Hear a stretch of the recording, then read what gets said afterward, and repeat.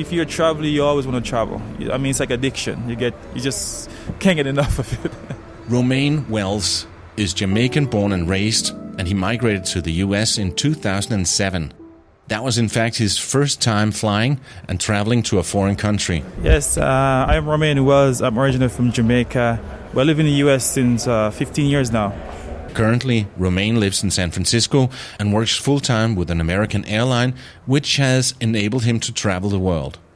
As a child, Romaine loved watching National Geographic shows, where he would dream himself away to faraway places.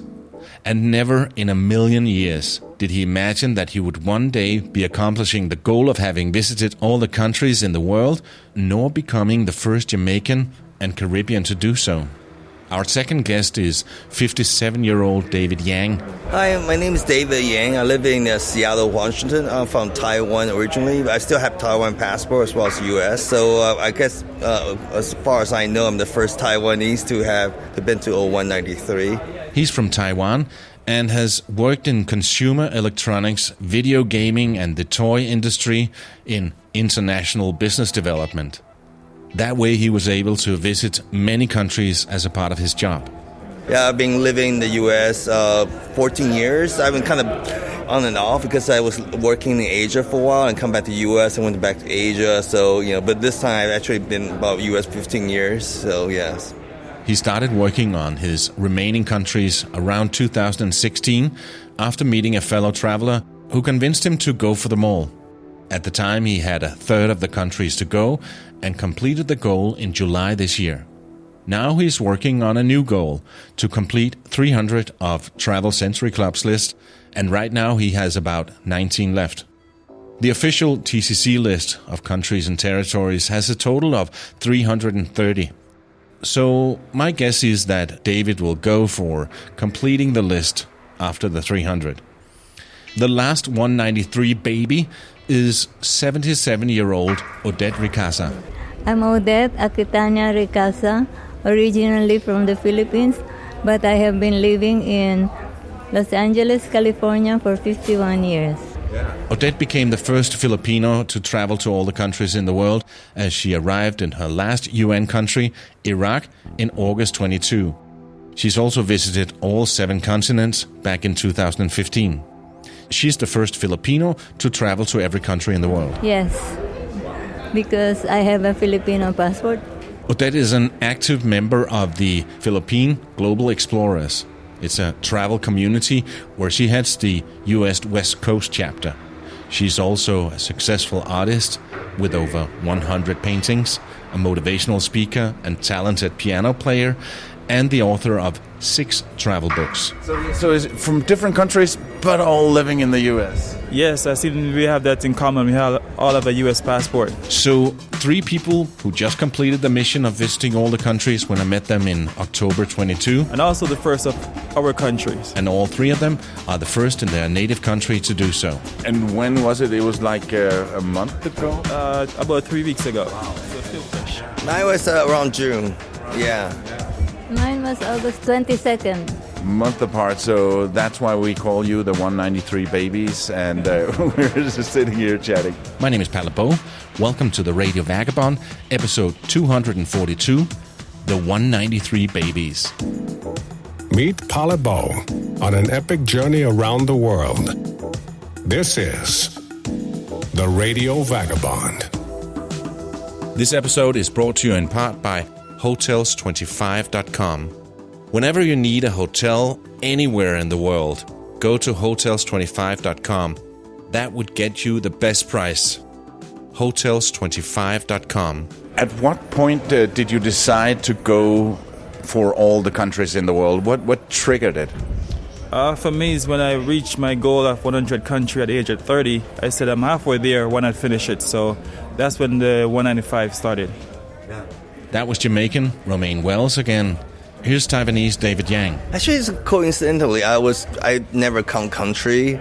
Like 5 years ago, I met a fellow traveler. He's actually a member of ETEC. And he was like, we're just talking about it. I was like, you should see how many countries you've been. I was like, yeah, I guess I've been over 100. And he showed me the Excel list of you should try to go for every country. Then that's when I started. Then I started planning it, and because of COVID, I was trying to plan it to do earlier. But I finally hit my goal this year. Yes. Filipino Odette, on the other hand, has been traveling a lot longer than the two gentlemen at the table. Yes, I've been traveling 40 years. Way back when I was 30 years old, I landed in the Bronx. I had a little money, so every time I had a few days, I went by bus to Montreal, Canada, and also to the neighboring states like Georgia. And anyway, I love to travel because I love geography class. And I said to myself, one day I'm going there. We don't have snow in the Philippines. We don't have camels. So I said, I'm going there. And by chance, after a few travels with Cosmos Tours to Russia, you have to join a tour. That was 1984. So by chance, I met somebody from Traveler Century Club, and they have a big list, 301 countries or 328 by now, including remote islands. And I followed that, not knowing that I will be in 193 countries in Nomad Mania. Yeah. So did you think that you were gonna complete it? It's no secret that you are not 30 years old. Yes. It was my goal to complete it. Everybody was waiting for me in the Philippines. And they go, this is the 77-year-old lady who just did it, 193. Yeah. So what was your last country? Iraq, Kurdistan. Okay. And your last country? Oh, Venezuela. Actually, it's been the hardest visa to get. Usually, Taiwan passport, but in that case, Taiwan and U.S. in the same position. And literally, I asked everyone, and even trying to go different places. And there was some friend advised me to go to Istanbul, get a Turkish residency. So I asked everyone. Because it's like, can I get it in Dubai? You have to be resident. Can you get it in Philippines? You have to be resident. So I've been to many Venezuela embassy all over the world, but I finally concluded I had to go to Mexico City to get my visa there, and actually took a several trip to get there. And that was the hardest visa. But actually, originally my plan was to finish off in Caribbean islands, but Venezuela was actually quite interesting. So I don't mind to be my last country. Maybe finish up in Jamaica. Yeah, so technically it was a full circle for me because I finished in Antigua and Barbuda, so close to home. And that's so easy. Well, it was easy, but somebody called Fiona decided to interrupt the last country. Yeah. And that someone was Hurricane Fiona, a powerful storm that caused massive damage and disruption across the Caribbean in September 22. Fiona slamming ashore as a Category 1 hurricane, downing the power grid. The frantic effort tonight to repair those lines. Rivers rising quickly, up to 30 inches of rain in places. The surging waters washing a bridge away. Widespread flooding across the island. The rain's still coming down at this hour. Fiona left a trail of destruction, causing widespread flooding, power outages, and infrastructure damage, and interrupted Romaine's trip to Antigua and Barbuda. But he managed to get there. And by the way, if you want to hear more about Romaine's last country, I've done 3 episodes from there.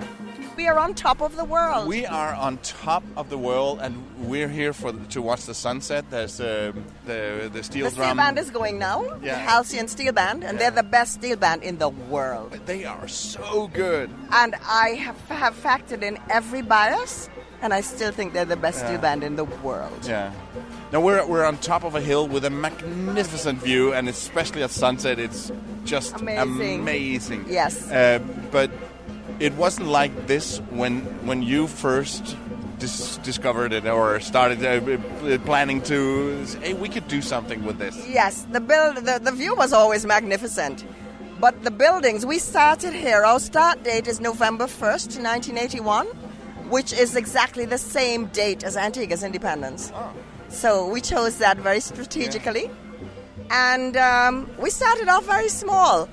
This building that you're looking at, this small building that is now our gift shop, that used to be our kitchen.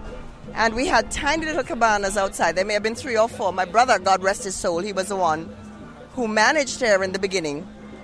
And when we had big parties, and we have a really huge party on Sundays, and I hope you can come back, because we've had a party. I heard about that Sunday party. Every Sunday for as long as we've been here. We've had a party every Sunday. And we used to make 5 gallons of rum punch, and that was more than adequate. At that time, there were more people playing in the band than there were people who attended.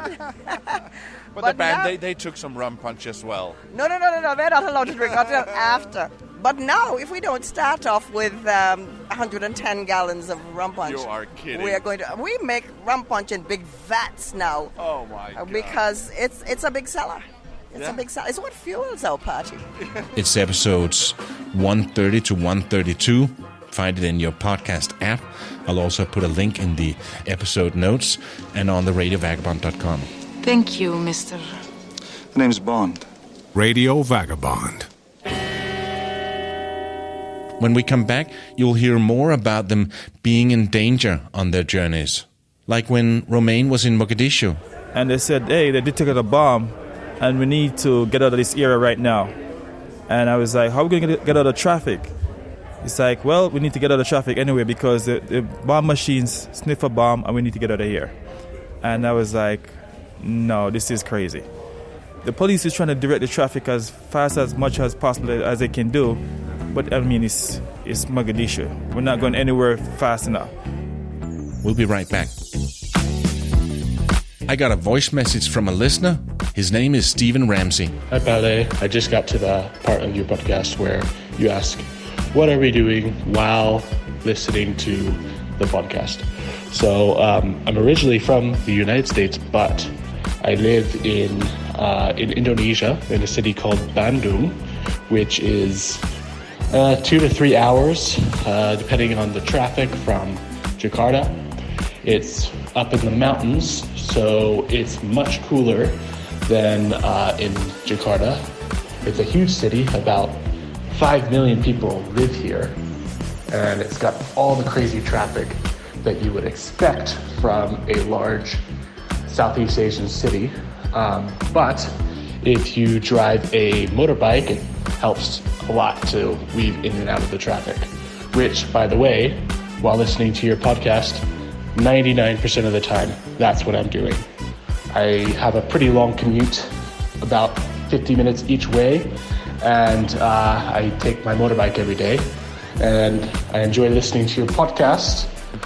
During those times, it really helps to take my mind away from the crazy traffic that I have to deal with here. But what makes Bandung such a special city, in my opinion, is you're always close to nature. As I mentioned, we're completely surrounded by mountains, so there's lots of opportunities to go hiking, which are not far away from the city. So if you ever find yourself in this part of the world, in Indonesia, I would highly recommend that you come and visit Bandung. It's a bit off the tourist path, but it's got a lot to see, and there's a really nice community of people here to once you get to know, and we'd be happy to show you around. So you have my WhatsApp. Please let me know if you are in the area, and I'd love to meet up. See ya. Thank you so much, Stephen. Great to hear that I'm with you on your scooter. I hope you're not getting confused listening to an episode where I'm walking around in an area with a lot of traffic. It might make you want to look over your shoulder if there's suddenly the sound of a big truck or a horn in an episode. I don't want to be responsible for any accidents, and I don't want to lose any listeners. So please be safe. But it's also what I do when I'm driving around on a scooter here on Koh Lanta, Thailand, where I am right now. I just take my Bluetooth headset and stick them in my ears before putting on the helmet. That way I can use Google Maps to give me directions, so I know where to make the right turns.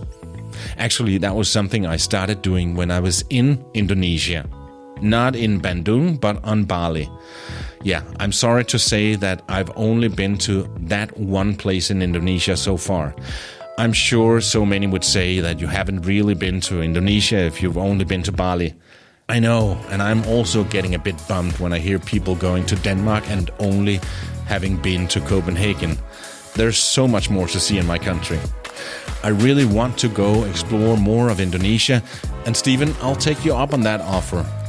I was curious to know how an American ended up living in Bandung, Indonesia, and not in Bali like so many other American nomads do. It's a long and interesting story that I'm not going to go into right now. But now that Bandung, Indonesia is on my list, I can visit you, Stephen, and get the story from yourself.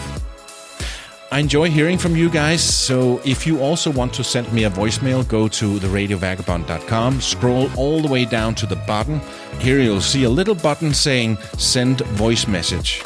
That's also my WhatsApp number, so feel free to send me a voice message with WhatsApp, as Stephen did.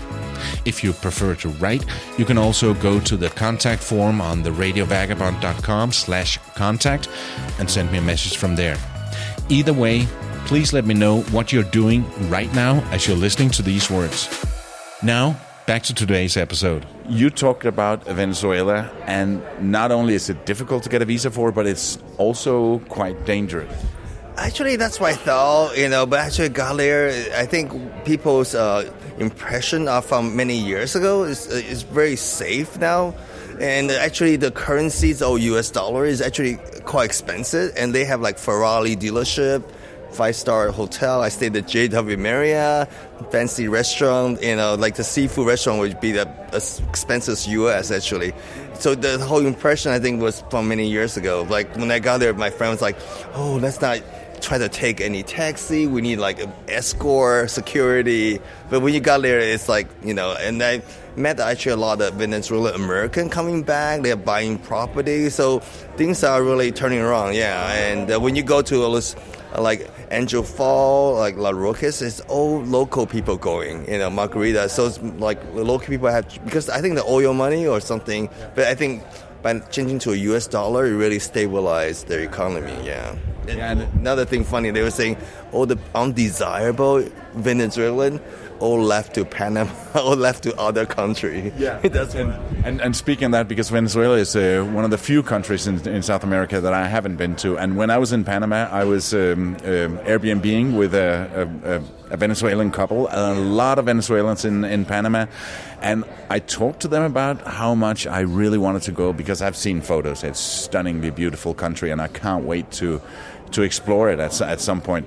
And they said, yeah, you shouldn't go now, but apparently that was 2 years ago, so maybe things aren't turning around. Yeah, because I went with a few friends. Another friend of mine, I just decided went back, and he actually explored more. Like there's an open roof bar. There's a lot of nice places, because I was kind of on a condensed trip, but there were just a lot more things to do, and it's very rich. I mean, of course, there's some like poor area, but it's just like anywhere in the U.S. you have places you don't really walk around. But I felt super safe. My impression totally changed. I don't mind go back there again. Yeah, but I don't want to go through another visa process.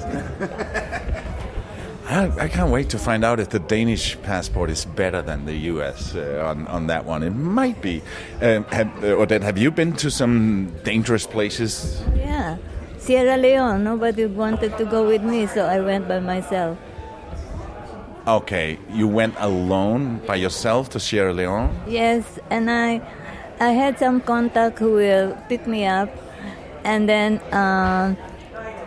everything was arranged. I called her, she will pick me up, but then on the day that I'm arriving, the brother was not there. I said, "Where are you?"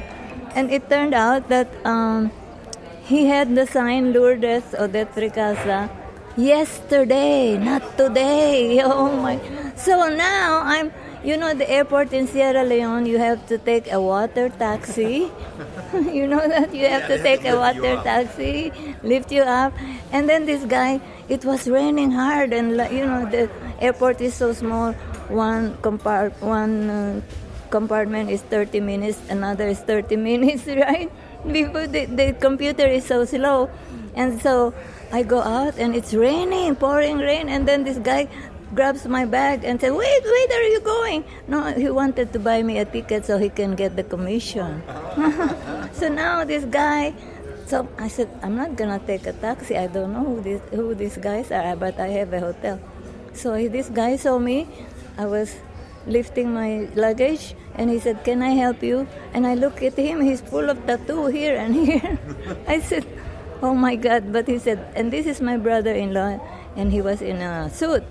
He said, I can help you. I can tell my driver. He had a car, Toyota. He had a car, and he said, my driver will bring me home, then he will bring you to your hotel. I go, oh, my God. I don't know. I said, okay. So now I'm inside the car. I wanted to make an impression, I said, I came here because I wanted to write about Sierra Leone, and I have written 5 books at that time. 5 books. You're an author? Yes. Can I shake your hand? I never shook a hand of an author. And then he said, can you sign my bookmark? and then he said, tomorrow after 3 o'clock, my driver will pick you up and we will go around. And he did. He did. For 5 days, he did. And also he said, at the airport, nobody can really search you because she knows the guys at the airport. And all the way to the airport, I went through nothing. No. Romaine, what was the most dangerous place you've been to? I would say probably Mogadishu. Yeah, for tourists you need a bulletproof car, or unless a local where it can take you around to be safe. But most tourists normally go in a bulletproof car to get around in the city. And one day I was going back to my hotel, and we were in traffic, and the driver said there's a bomb sniffing machine ahead, controlled by the police. And they said, hey, they detected a bomb, and we need to get out of this area right now. And I was like, how are we going to get out of traffic? We're stuck in traffic. And it's like, well, we need to get out of traffic anyway because the bomb machines sniff a bomb and we need to get out of here. And I was like, no, this is crazy. And so the police is trying to direct the traffic as fast as much as possible as they can do. But I mean, it's Mogadishu. We're not going anywhere fast enough. And so to get the car moving fast, they started like fire shots in the sky, to get the traffic moving. I'm like, oh God, not today. I mean, and a few hours ago they told us about a truck bomb that went off about 1994 that killed over 1,000 people. And I'm like, that was going through my mind at the moment. I'm like, I hope this doesn't happen right now because it's a really dangerous city to begin with. And so, slowly enough, we try to get out of the traffic, and eventually nothing happened that day, which is really, really, really good because I was very scared. Travel is possible at any age. Your sense of adventure is just over the horizon. So, reach out and grab it. This is the Radio Vagabond podcast. Having traveled this much, has that made you a different person than you would have been if you hadn't been traveling? I don't know, because like when I grow up, actually I love map, and my father actually make like a whole big wall hang of a map made of. Oh, you're like me. Yeah, so I always like love to explore new places, and even though I've been to 193. There's just more and more places I want to, explore further. I mean, now I'm like 107 countries. I visited twice because I think first time I kind of just get a feel of it. But now I want to like explore more the country I enjoy. Yeah, so there's always more places. Every time I met fellow travelers, like, this place sounds interesting. Yeah, even like. I've been to U.S. National Park many times, but there's always like new places. Oh wow, like you never heard of before. Yeah. Yeah, I heard somebody say at one point, if you've been around the world, you can just move the way you did that by 10 kilometers north or south, and then it's a completely different trip. You get to see something else. Yes. Would you say that you are a different person because of your travels? Yes, very much. Because, I never thought that I would go to these dangerous places. And then there's another, El Salvador, and also Honduras. When I was there, we rode the bus, local bus, and 2 stops later, all these bandoleros, they call it, gangs, they shot everybody in the bus, just like that. Yes, I said, oh my God, I really have to be really careful, but so far. Yeah. David, you mentioned it that you've not done traveling. What about you, Romaine? Are you done traveling now? You've completed the list. Are you just gonna stay at home? No, traveling is not finished. It's only one goal that I've finished now. It's a good start. Yes, it's a good start. So 193 is finished. Now it's on to different goals. So different goals like visiting all the festivals, tribes, and continue with the bucket list. It's like maybe going to Antarctica, skydiving, maybe go see Christmas Island during Christmas. And so you should come with me. You going? December. Oh, then let's go then. I already got a hotel and a rental car already. Oh my God, it's been high on my bucket list. Yeah, I want to see it. It's during the forecast week I'm there. Okay, cool. See, this is what happens to guests on this show. I was just speaking to Meta and Slavik, and they are planning to go traveling now after that. So, yeah. Yeah, traveling haven't finished. I mean, if you're traveling, you always want to travel. I mean, it's like addiction. You just can't get enough of it. Yeah. Well, thank you so much, all three of you. It's been absolutely a pleasure. Is there anywhere we can follow you if people want to know about your travels? Most of my stuff is posted on Instagram at Traveling the World with Romaine with 1 L. I need to get on the website myself. I'm kind of frequent posting on my Facebook. So if you're a friend of my Facebook, you probably see tons of photos. Yeah. I do have 700-800 friends, mostly all traveler. Yeah. So, yeah. Yes, I'm on social media because when I did the 193, oh my God, I was in 7 newspapers and 7 interviews by Zoom and also on television. And also I appeared in the Iraqi television with the translator. So all of a sudden it spread like wildfire. And you've published 5 books? 6. Oh, 6. 7. Yeah, and like, yeah. And they're all available on Amazon. So I will put a link in the show notes to how to find your books. And you are my heroes. You're truly inspiring, and thank you so much for taking the time. Thank you. You can follow Romaine on Instagram as Traveling the World with Romaine. David Yang is best found on Facebook, and I've also put a link to Odette's books in the notes section of your podcast listening app. On Sunday, we'll have another interview from Armenia, and this one is with a YouTube celebrity that I've been following for years. It's the guy behind this jingle.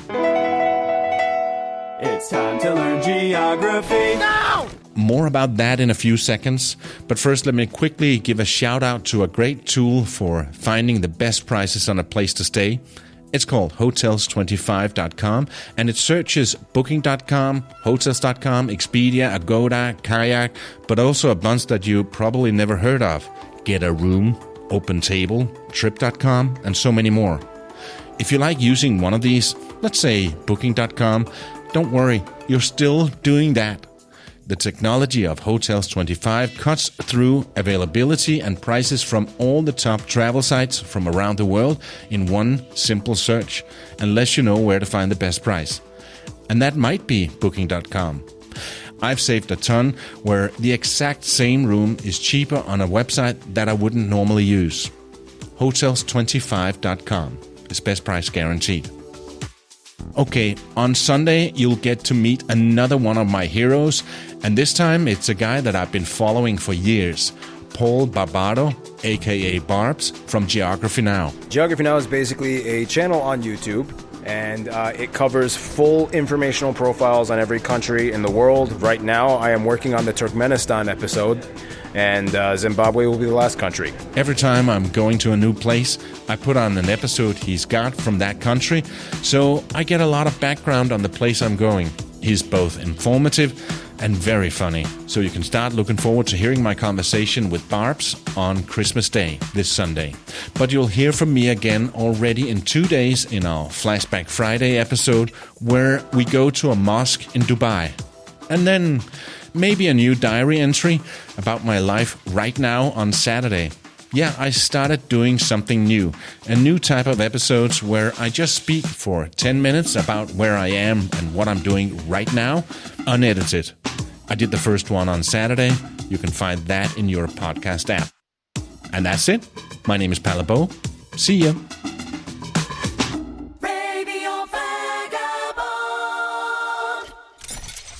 Produced by RadioGuru.co.uk.